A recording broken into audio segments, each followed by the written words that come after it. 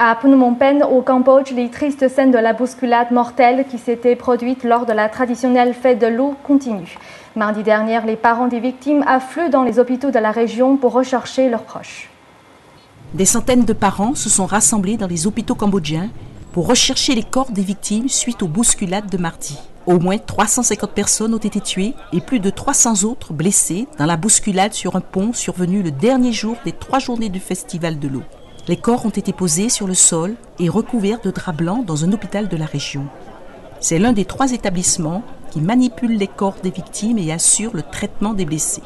De nombreux parents, vêtus de noir et désespérés, sont venus à l'hôpital après avoir appris que leurs proches étaient parmi les victimes. 49 corps ont été identifiés dans cet hôpital. Je viens ici pour donner à la police mon livret de famille afin de récupérer le corps de ma fille. Un fonctionnaire de l'hôpital affirme que la plupart des victimes ont été piétinées et étouffées alors qu'elles tentaient de quitter le pont. Selon des témoins, la bousculade a commencé après que plusieurs personnes aient été électrocutées lundi soir sur un petit pont bordé de lumière. Le pont relie Phnom Penh à une île voisine de Koh Pich ou Diamond Island où des milliers de personnes se sont rassemblées pour célébrer la fête de l'eau et assister à un concert.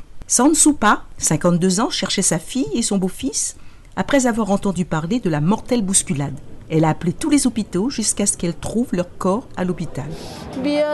Ils m'ont tous deux dit qu'ils voulaient voir la parade de bateaux de lumière la nuit vers 19h.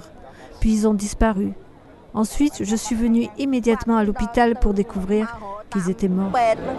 Au pont de Koh Pich, au lieu de la bousculade, quelques parents ont organisé une cérémonie rituelle de prière pour leurs proches.